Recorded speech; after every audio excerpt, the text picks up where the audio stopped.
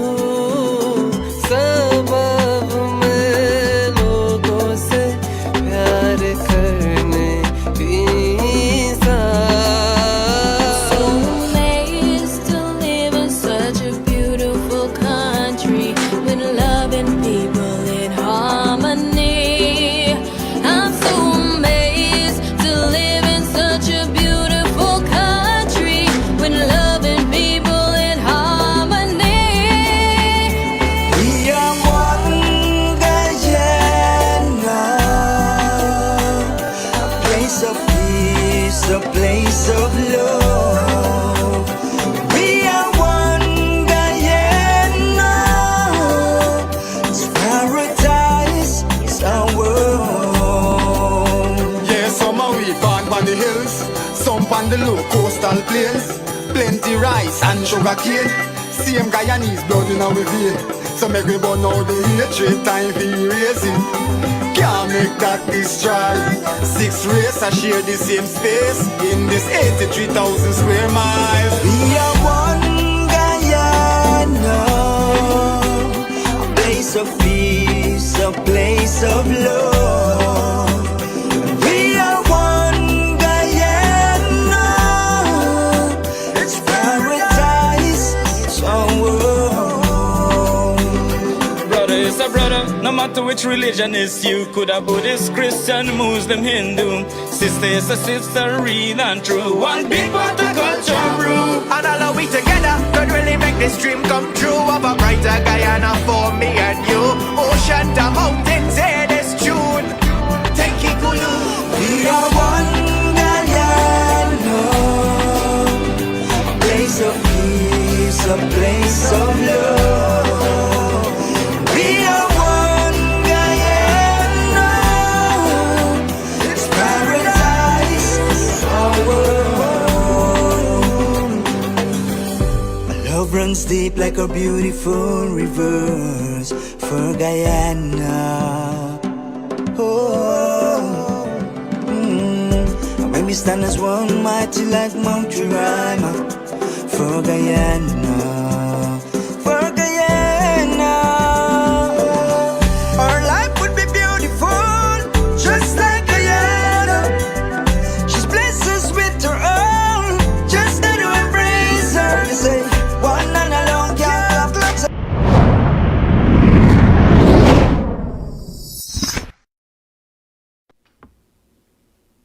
Ready?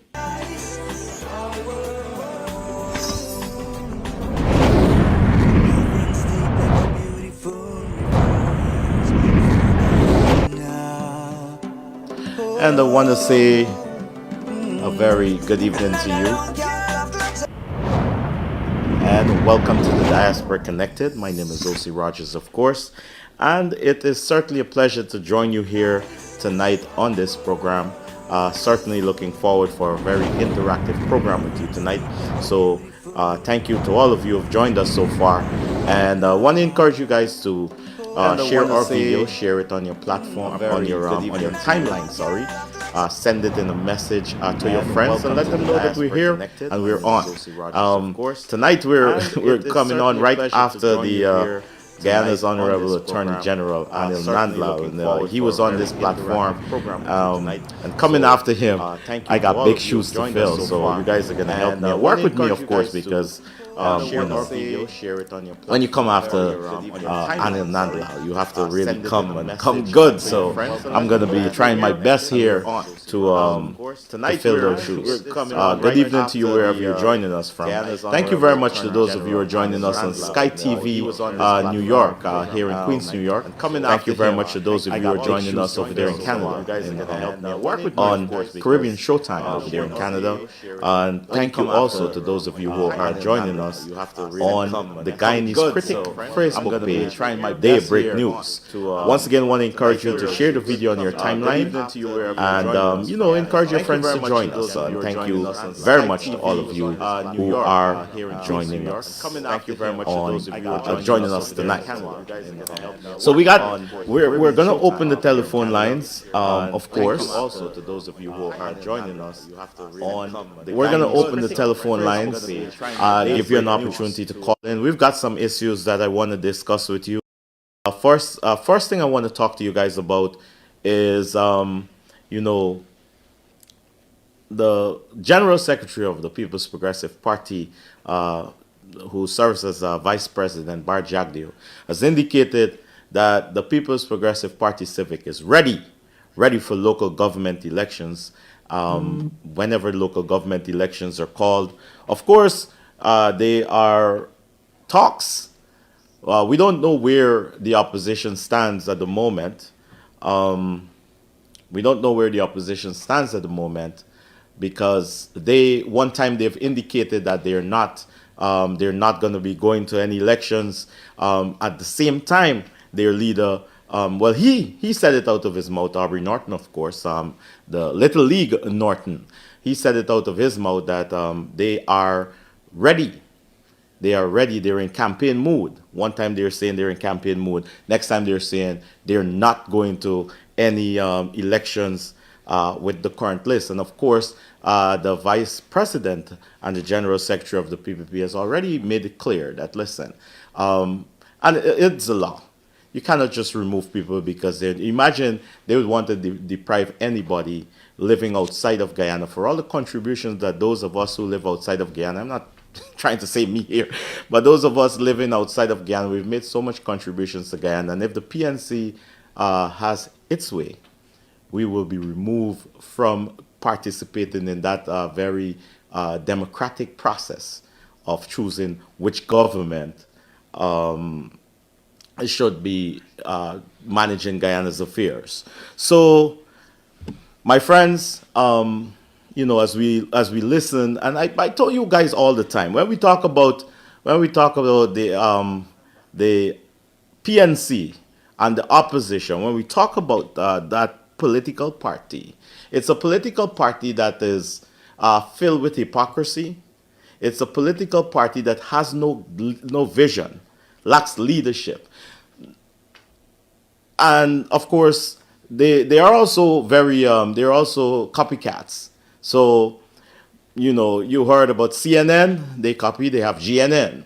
You heard about Black Lives Matter, they copy it, they brought Black Lives Matter into Guyana. You heard about all these talking points that you hear in Guyana. And they were saying that was the political party who was trying to tie the PPP to Donald Trump. But if you listen to their arguments as it relates to elections, they sound more like they are tied to Donald Trump. Because if you listen to them talking about dead people voting and all the arguments you hear, I'm reminding you guys of this political party that is such a copycat. That everything they copy. In the Ring, you have an In the Ring in the United States that they stole that from. Below the Belt, there's a show by the name of Below the Belt in the United States. They stole that from them. So this is a political party, the PNC, that lacks originality. You understand me? They don't have a vision. They can't come up with things for themselves. It's a political party that collectively they cannot think for themselves. So, of course, they went searching. They tried to tie the People's Progressive Party to terrorism. They said, yes, it's a terrorist organization. They heard people talking about terrorism on you know, it was a big subject in the United States and other places, so they grab it. Oh, the PPP terrorism. Black Lives Matter became a big trending issue in the United States. They stole it and they use it. Not even thinking that when we talk about Black Lives Matter in the United States, we're talking about all of us. All of us, except for those who, except for a very small population in Guyana who might be white. Every single other person in Guyana can associate on the Black Lives Matter because that's what it represents here in the United States. So they stole it and they use it, of course, like they do everything else. You know, but now, so they're searching again because all these things that they throw out there, they don't stick. So they went searching again and they found the word. They found the word that they can use, that is going to be grabbing, that is going to attract headlines, that is going to attract a talking point, that is going to make people say, what? You know what I mean?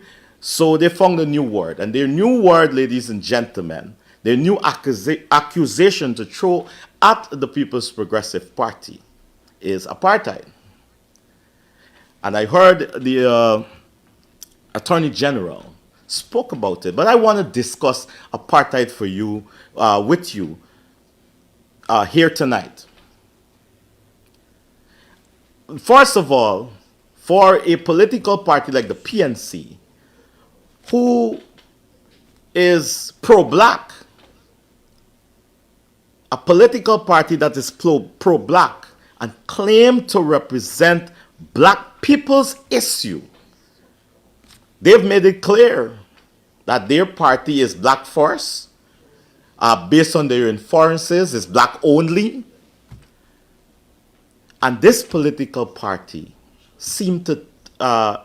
has taken this word, apartheid, a practice, that it's a practice that happened in South Africa. Actually, it was something that was enshrined in the laws in South Africa, and we'll go through it. But completely disregarding the sufferings, the sufferings that Africans in South Africa face, by equating whatever situation, imaginary, of course, whatever situation that they're talking about in Guyana, of course, is imaginary, and equating that situation to apartheid. I think that it's a disrespect to South Africans who felt the blunt of apartheid. I think it's a total disregard for the sufferings of Africans in South Africa if you're going to hijack that word and say that there's some sort of apartheid emerging in Guyana. But of course, these talking points are coming from people who, like I said to you many times, they're intelligent on paper only. When you listen to their reasoning, you listen to the way they advance any issue that they jump on, you see clearly that it's a political party that they have intelligent people in there. I don't want to say they don't. But like I said, it's intelligence that is on paper only because they lack the ability to. So you don't expect that they would understand what apartheid means. Or they do understand, or they do know, but they pretend not to understand what apartheid means because it fits their political agenda. Apartheid, ladies and gentlemen, was a policy or a system in South Africa, enshrined in the Constitution of South Africa in 1948. 1948, enshrined in their constitution to ensure that blacks and whites were segregated. You tell me which part of Guyana that you're seeing anything like that emerging, where blacks and whites are segregated in Guyana, because that's what apartheid is. The blacks were not allowed by law to go into certain communities. Blacks were removed. As a matter of fact, in South Africa, the white elites saw blacks as a natural resource. It was a natural resource. That's how they saw it. A natural resource of South Africa to remove South Africa from being this rural state to a more industrialized state. And they thought that black people were their property to use to build up industries in South Africa. Where is that happening in Guyana? Which part of Guyana is that happening? Which part of Guyana are Afro-Guyanese seen as natural resources to help build up for the white man? Where are the white masters in Guyana? Because according to the PNC, there's an emerging apartheid.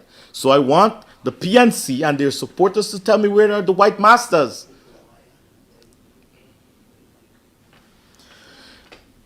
Apartheid, blacks were subjected to living in ghettos and shanty towns, while the whites enjoy living in nice, ritzy neighborhoods. Where in Guyana is this happening? Where in Guyana is there a policy of the People's Progressive Party that blacks cannot live in certain communities? As a matter of fact, ladies and gentlemen, it was Irfan Ali as president who brought out that house lot distribution initiative, where you do not get to choose your neighbor. Many times when Irfan Ali was housing minister, and those communities in Diamond and Tushin and Amelia's Ward and all those new communities that came to be under the People's Progressive Party with Irfan Ali's at the Ministry of Housing, those communities, many people had to push your hand in the bag. You didn't get to choose your neighbor. So it was a good initiative to mix our people together, because we had in Guyana at some point, where I could use two communities, for example. You had Buxton and Luzignan, where at elections time, of course, Luzignan is more Indo-Guyanese, Buxton is more Afro-Guyanese. During elections time, there was literally pretty much like, those two areas were not, they pull aside somewhat during elections time. After our elections were over, we were back as one people every time. And give Jack his jacket. The political leaders, for the most part in the PNC, did not stoke the type of racism that they're stoking now. They are seeking to benefit from keeping our people together. They want to put Afro-Guyanese and Indo-Guyanese apart. That is what the PNC is all about, ladies and gentlemen. And if you have evidence to prove me wrong, bring forward the evidence. Show me one time in recent history that you heard a PNC leader talking about bringing our people together and working together. Show me one time in recent history you heard a leader of the PNC talking about bringing our Amerindian brothers and our Indo brothers and sisters and our Afro brothers and sisters and us coming together and doing something for our country. When was the last time you heard that? You hear it all the time from one side. Almost every day, you hear the president, Mohammed Irfan Ali, His Excellency, talking about One Guyana, talking about working together, talking about bringing our people together, talking about lifting Guyana together to higher heights, talking about the equal distribution of Guyana's wealth in every corner of Guyana. You hear it all the time. And what do you hear from the other side? All you hear from the other side is black people this, black people that, black people this, black people that. When was the last time you heard a leader in the PNC talk about advancing the cause of Indo-Guyanese? When's the last time you heard a leader in the PNC talking about giving our Amerindian brothers and sisters more access to anything? When's the last time you heard those things? Joe Biden talk about canceling student debt. That's their new topic. Oh, they're going to cancel student debt. Copy again. Lack originality. Again, I go back to apartheid, and I want to explain to you guys some of the things. These were things that, once again, apartheid was a law in South Africa. It was ended when Nelson Mandela was released from prison and became president in the early 90s. I think it was 1990 or 1991. That's when apartheid ended. Up until that time, it was enshrined in the law. The law of South Africa forbid a black from marrying a white. The law forbid that. Where in Guyana is that happening? The law in South Africa forbids black people from voting in elections. Where in Guyana is that happening? Where is this emerging? Which PPP leader is saying to blacks that we don't think you should vote? Blacks were not allowed to vote under the system of apartheid. Do you know that? No, they were not. Blacks and whites were not allowed to marry. Blacks were only allowed into certain areas, into the rich white areas, if they're going there to work. Maybe in the white man's kitchen or in his garden or on his farm. or to clean his yard or something. That's the only time you saw a white person there, and they had to walk with a ID card, a passbook, an internal passport it was called. Sorry, an interior passport. So you had one passport for black people in South Africa. You had one passport when you want to travel out of South Africa, which was harder for black people anyway. And you had another passport that you had to walk around with in South Africa. And if the police stop you, law enforcement stop you as a black person, and you did not have that ID, you were subject to jail, to beating. You could even, many people lost their life. And that is why I am so worked up about this PNC lack of vision political party downplaying the atrocities of apartheid. This is why I'm so upset. This is why I'm worked up. You know how many South Africans, Afro South Africans, black South Africans lost their life because of apartheid? Because they stood up against apartheid? Nelson Mandela spent years in prison, 20-something years in prison, because he tried to oppose apartheid. Where in Guyana is this happening? Where in Guyana is this happening? The opposition leader's in jail? Is he in jail? Is he not allowed to walk around Guyana and speak freely, even though many of the things that come out of the opposition leader mouth is race baiting and treads on the very charter of rights for all Guyanese? Things that come out of the opposition leader mouth, isn't it going against our one people, our motto of one people, one nation, one destiny? I am going to show you. We're going to take a call and then we're going to continue this conversation. We got our first caller coming through. Caller, good evening to you. You are live on the Diaspora Connected. Huh? Evening, sir. How are you doing? Listen, I'm the guy from the Caribbean. Hold on 1 second. Oh, all right. So give me 1 second because we got to get some. All right, so we can hear you. Yeah, you can hear me, right? Yeah. This is your boy from the Caribbean. I have some questions to ask and some advice to give to the I have to the one APNU I have AFC. one requirement for this though. We've got to make it short this time because we want to take I more have to calls, make it and I'm short. fired up. I am fired up. I'm ready to go. Oh, you're so fired up. yes, sir. Okay, let me make it short. Yes. I have a lot to say, but let me make it short. And I'm not going to say what I want to say. I heard the government talking about so much investment with the young people in Guyana and scholarship and all these things going on. The government have any plans to work with the Guyanese living in the Caribbean? Well, my brother, the president has made it clear. If you've listened to the president, every time he speaks about the diaspora, which includes people in the Caribbean, he talks about a Guyanese. He makes it clear that a Guyanese is a Guyanese full stop.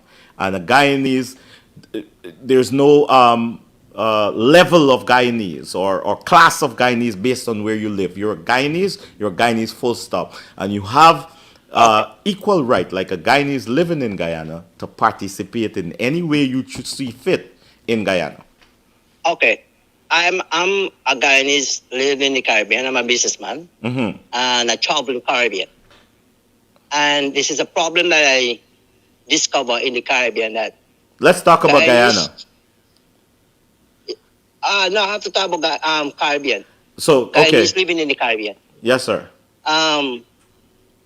There's a lot of discrimination with Guyanese children in the Caribbean when you come to education. And when I say education, not primary education, is going up to secondary, college education and university education.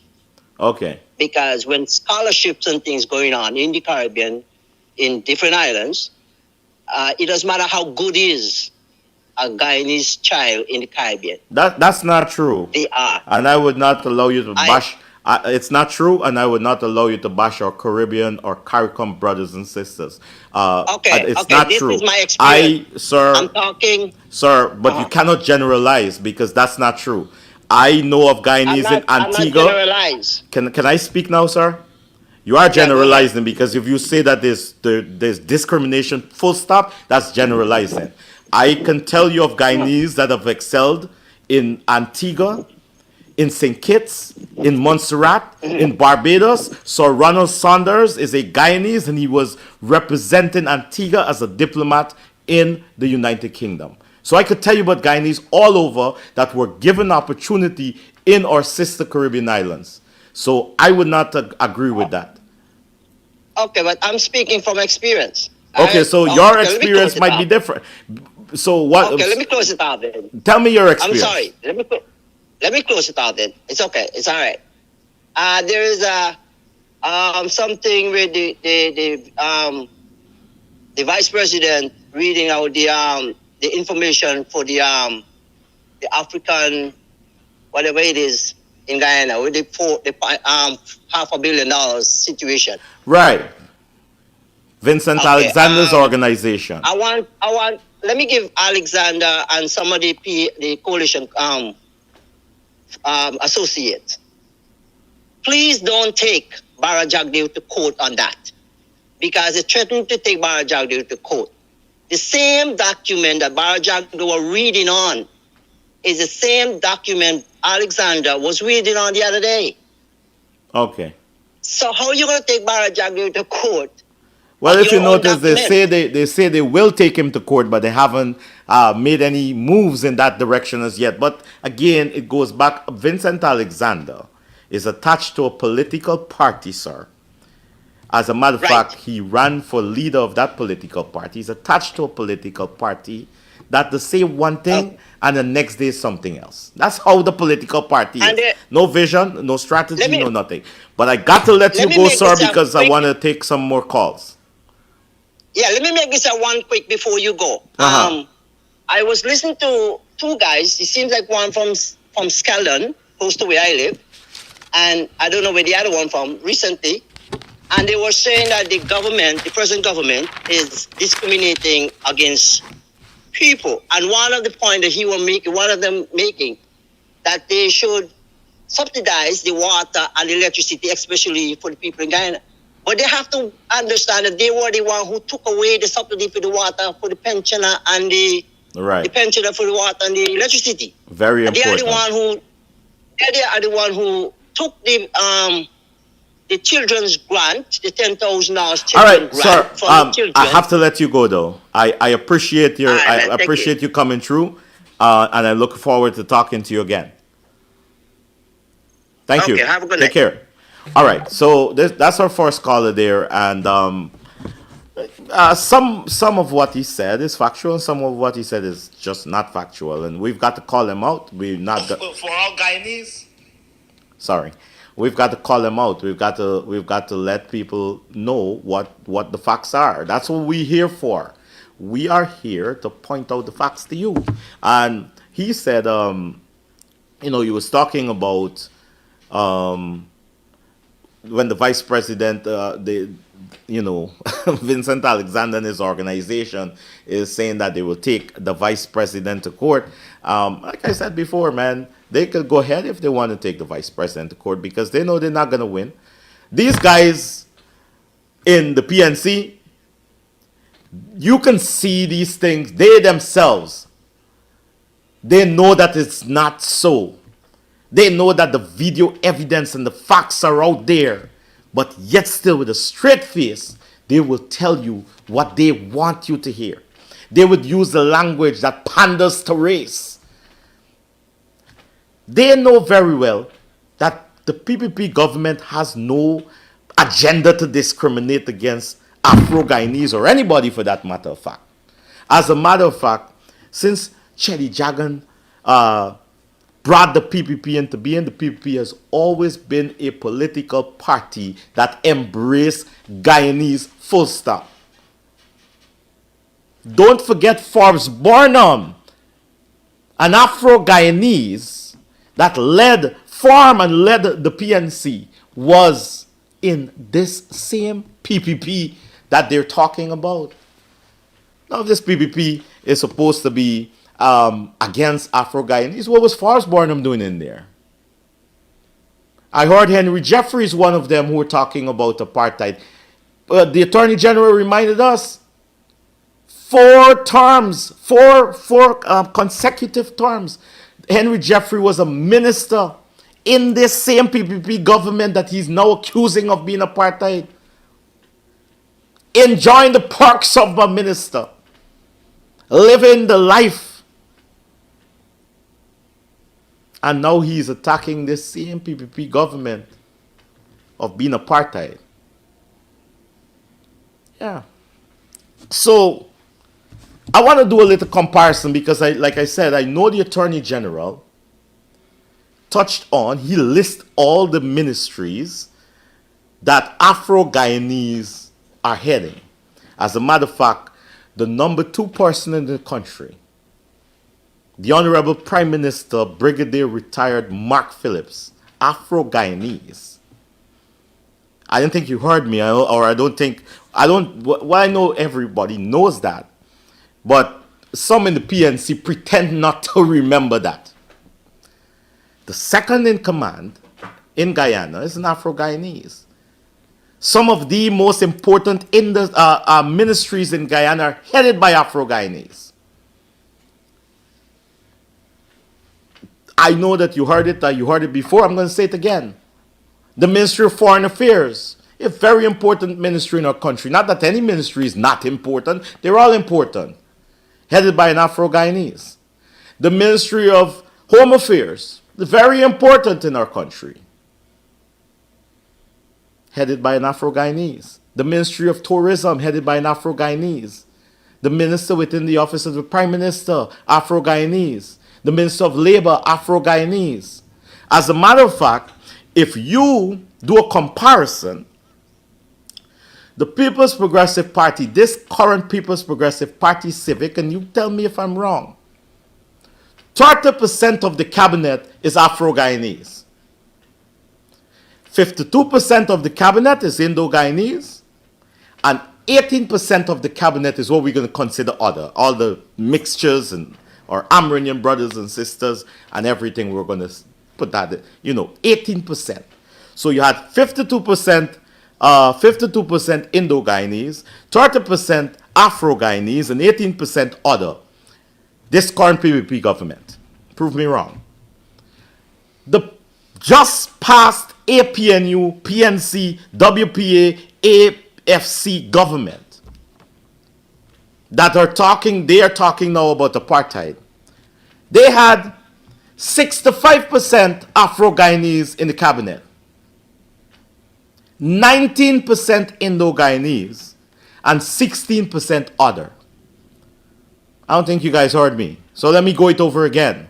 This same PNC, because ladies and gentlemen, I don't care what they call themselves, they have the attributes and they have the style of the same brutal dictator-like PNC that ruled Guyana and lost its rule in October 5th, 1992. They have that same style. As a matter of fact, if we are going to talk about apartheid, are we talking about a political party, predominantly one race, oppressing another race? It would have been when the PNC was in power. Oppression happened under the PNC. And anybody that stood up against that sort of oppression were dealt with in a brutal manner. Remember Walter Rodney? Remember the Enmore martyrs? Remember the ballot box martyrs? Let's go a little bit closer. Or let's bring it a little bit closer into recent memory. Remember the Luziknan massacre? You remember what happened a few days ago at Monrepo? Those are issues that were racist in nature. One political party instigate followers to target people just because of their race. And those are the facts. Those are the facts, ladies and gentlemen. This same political party that running around the country now, pretending to love Amerindians and pretending to love Africans and pretending to love Indians.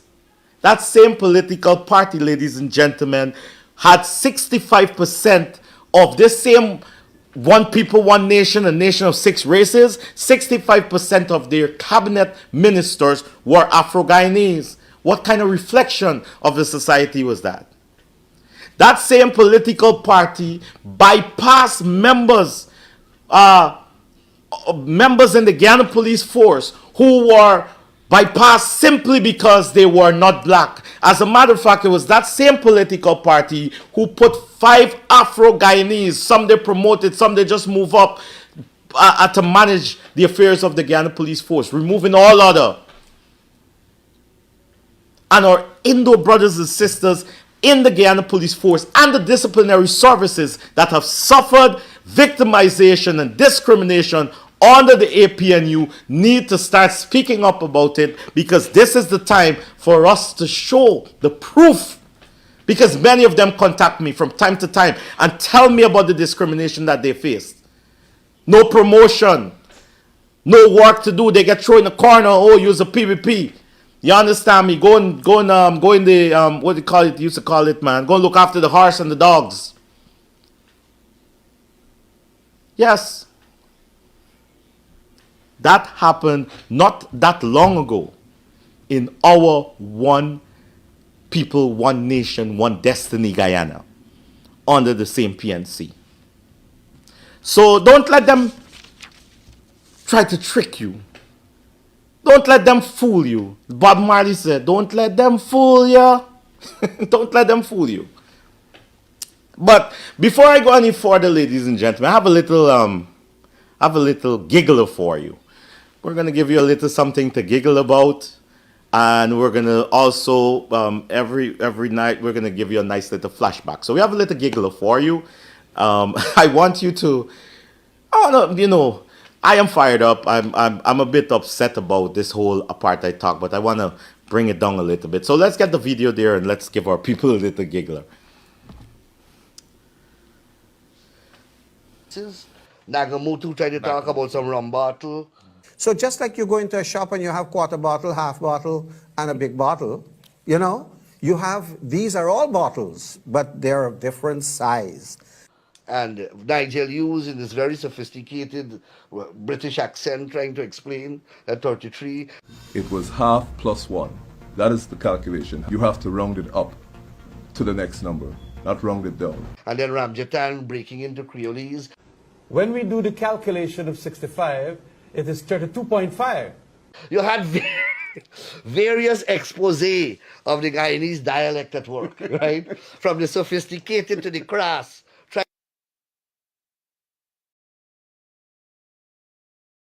Why I told you.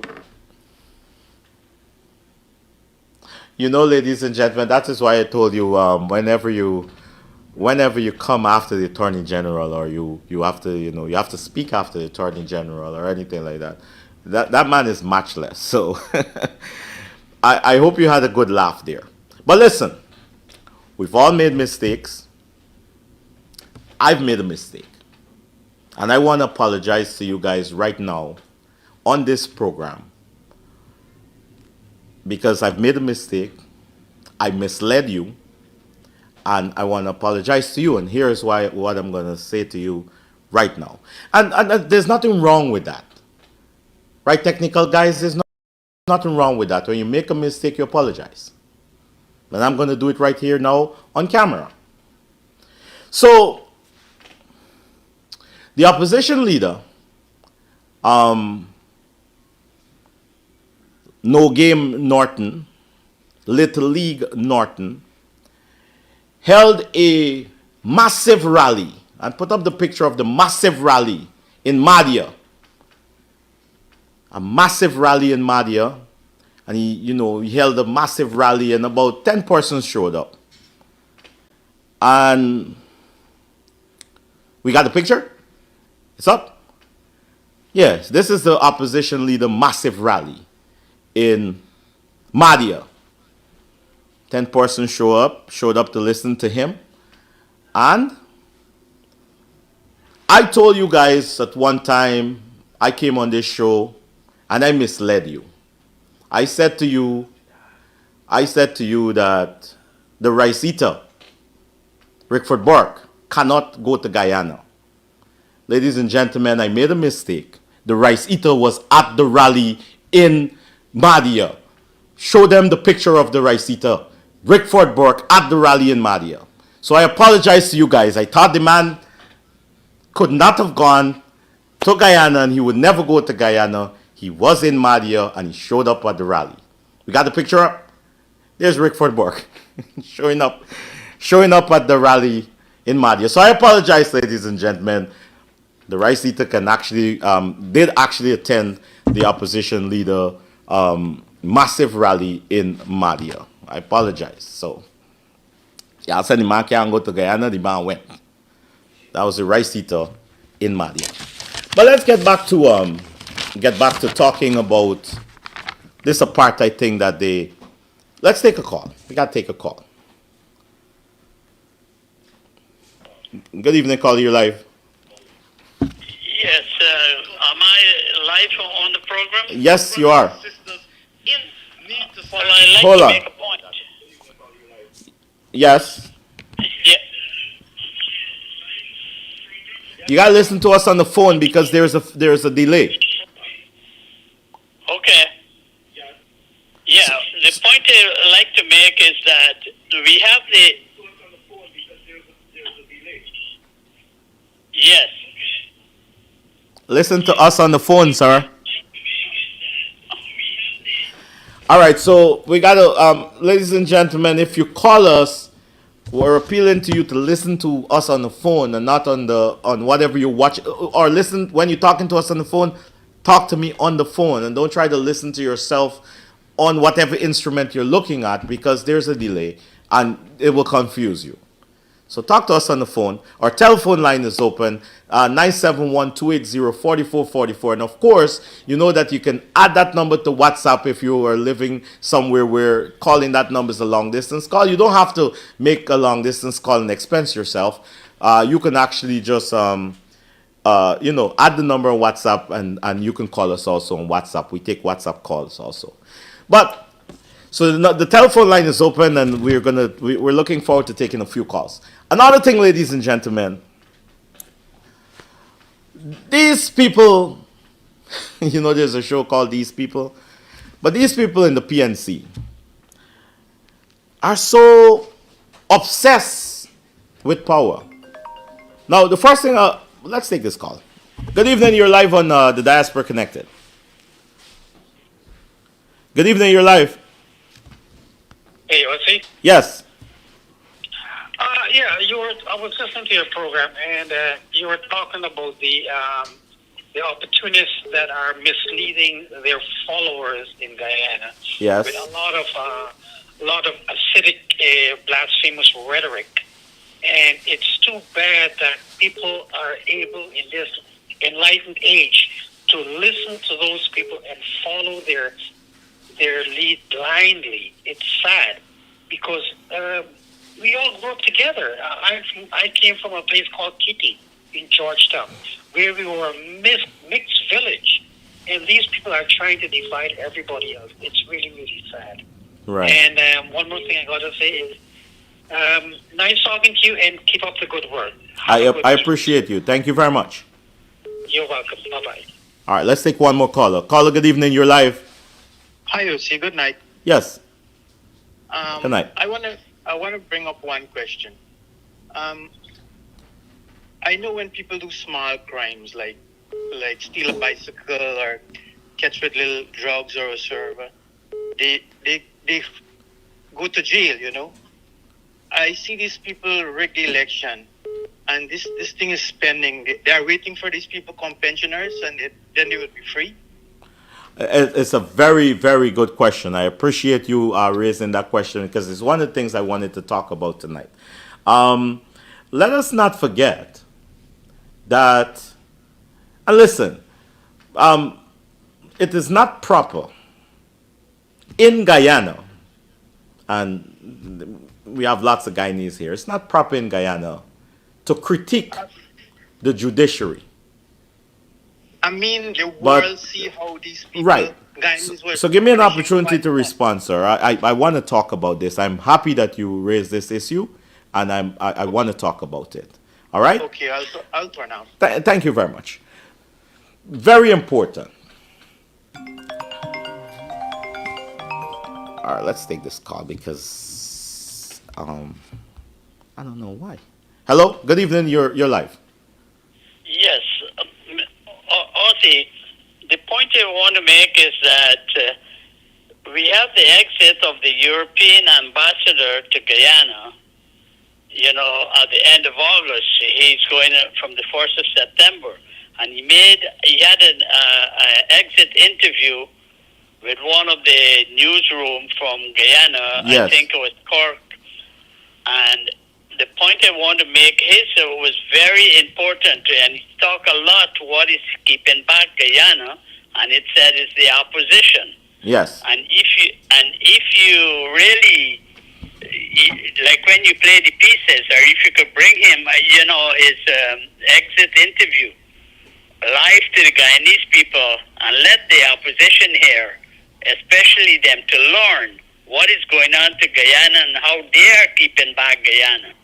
You know, and that gentleman really did it in fine style. He was at the, you know, when we had the election, he was there, the first person from overseas to be at the Ashwin Center, and he followed it right through, and he gave a very nice interview, and to you know how we could improve in Guyana ourselves, and the main cause of the problem is from the opposition. That's all I would like to do. I appreciate your call. Thank you very much. Yeah. Right. So some very, very important issues were raised by our callers, and I'm very happy. But I want to say, I want to get back to what I was saying about being able to critique the judiciary. It is said that it's not proper to do so in Guyana. However, I live in the United States. And one of the one thing that's enshrined in the Constitution in the United States is freedom of speech. And this is enshrined in the Constitution in Guyana too, but for some reason they say it's not proper to critique the judiciary. However, if you cannot critique the judiciary, you are leaving it up to the men and women in the judiciary leaving it up to their own conscience to perform and do the job the way it's supposed to be done. Because if there's no critique, if you're not allowed to talk about their shortfalls and their miscomings, then they are pretty much lords, right? You should be able to critique the judiciary because they are men and women there, and they are subject to mistakes. They are subject also to misbehavior. They can. I am not saying that they do, but they have people. From time to time, judges went to jail here in the United States. Judges went to jail all over the world, and other countries in the world, because of wrongdoings. And I am sure that Guyana is not immune to that.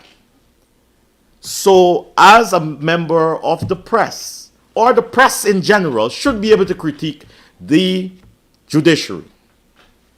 And I will do that here tonight. Because the Guyanese people deserve justice, because it was the biggest crime that has ever transpired in the history of Guyana, bigger even than the Jim Jones massacre. With what transpired from March 2nd to August 2nd, 2020. And the Guyanese people need their justice, and they need their justice now. They must have their justice.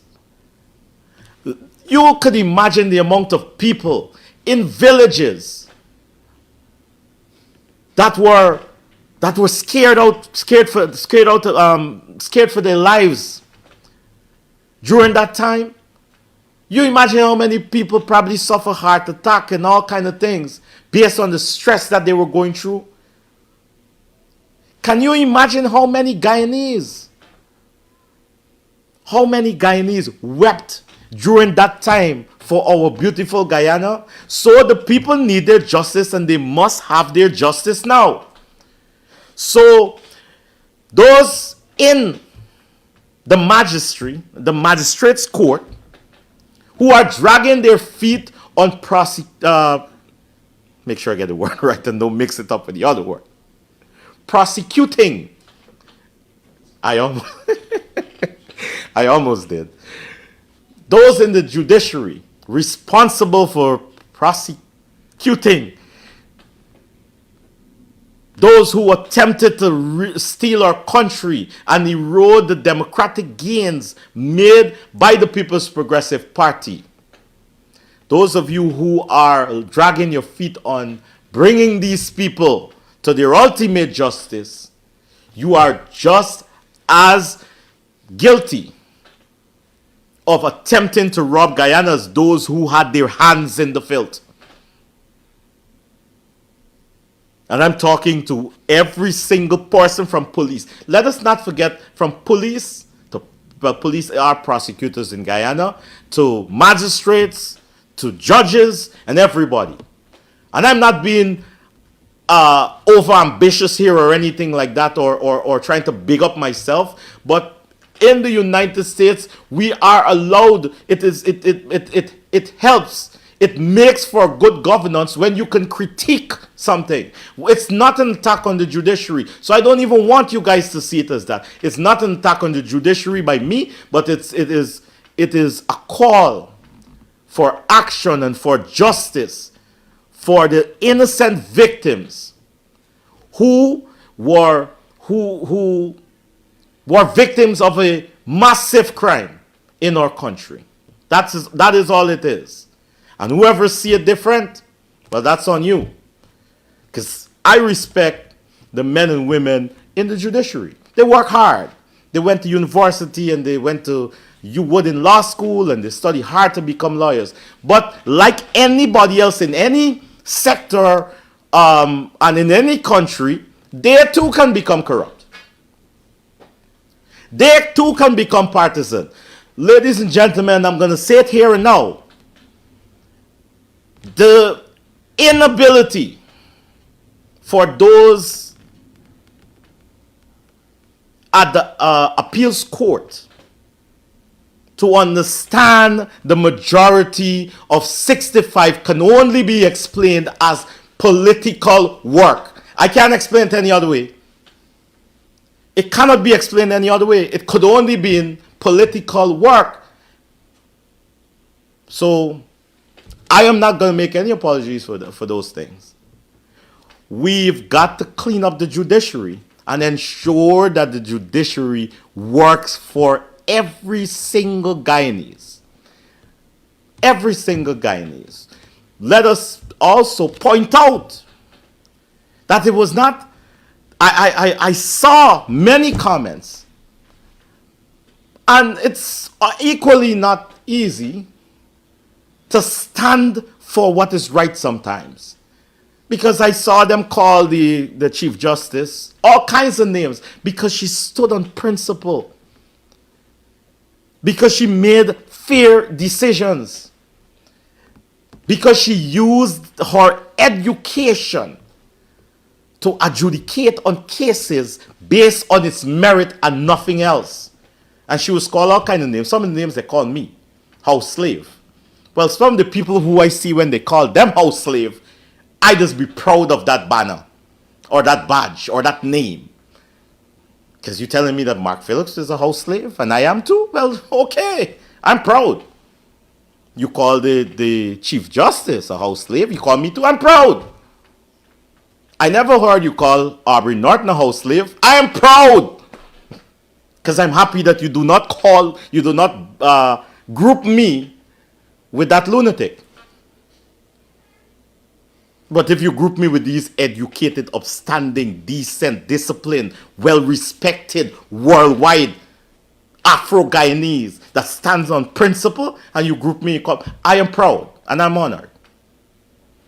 How many? I think we're almost out of time, ladies and gentlemen. I told you guys I'm fired up tonight. I am fired up. Let's talk about some of the things that are going on in Guyana. Actually, I did make some notes here about the $100 million in payment vouchers that are unaccounted for by the APNU, PNC, AFC, WPA, because we got to make sure that we spell it out. Because when they tell you that it's APNU, the Black Pudding Man, the naughty professor, seem to think that we're not referring to his political party. And y'all might say calling names, but you could tell me that that man ain't naughty. That's why I refer to him as the naughty professor, Black Pudding Man, David Hines. He seemed to think that he seemed to conveniently remove the WPA when it comes to any wrongdoing of the PNC. But it's one group. The WPA, the AFC, the Gap Party, and all the other parties, that the one-man Sharma Party and the one-woman Sarbohar, whatever party, and all those parties have morphed into the PNC, and the attitude of those parties are the same like the PNC. So all those political parties have to tell us, right? Well, collectively, like I said, when you hear me say PNC, I'm talking about all of them, from WPA right down. They have to tell us where this $100 million went. That's what they have to tell us. And how did it benefit? Let's start with their constituents, Afro-Guyanese. How did it benefit Afro-Guyanese? Did it create jobs in Linden and in Buxton and in, well, New Amsterdam is mixed. I'm trying to remember some of the majority black communities in Sophia. What has that $100 million done for Sophia? And Vincent Alexander equally needs to tell us how much of $1 million that he pocketed off, how it has benefited, or how many Afro-Guyanese did this money lift out of poverty, make a difference in their life, change their situation, put them on a trajectory for development and advancement. We want Vincent Alexander to tell us that. We want Aubrey Norton to tell us that. As a matter of fact, I'm going to close by letting you guys know. This same Linden that Aubrey Norton is from Linden. I was born there too. This same Linden that they're professing to love so much, it was their political party who took away jobs from Linden. Closed a call center that Bar Jagdeo was instrumental in opening up in Linden. And I said it once and I will say it again.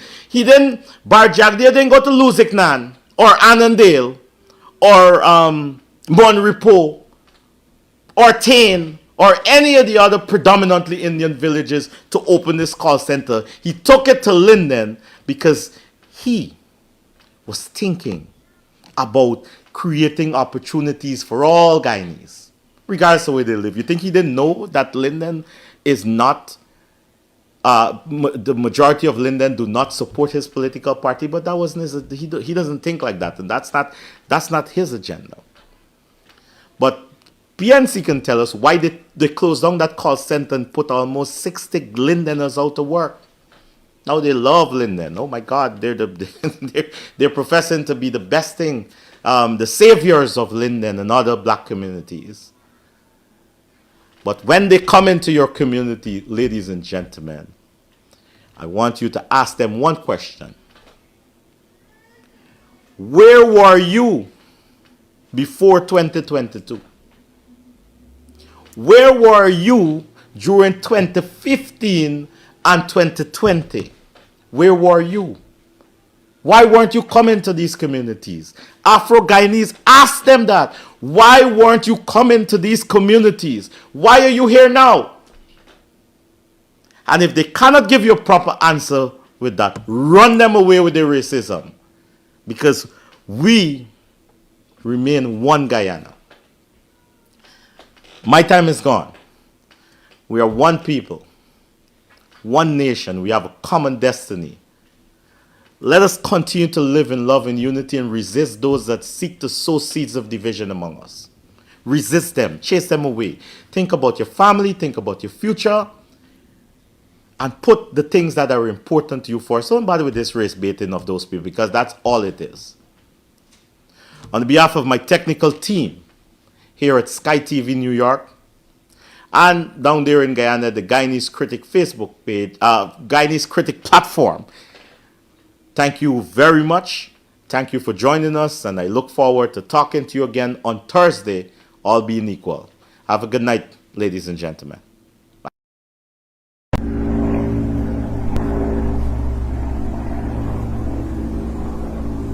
Bire mazak wura nagong, moro wiya kok manoro tijit ningai.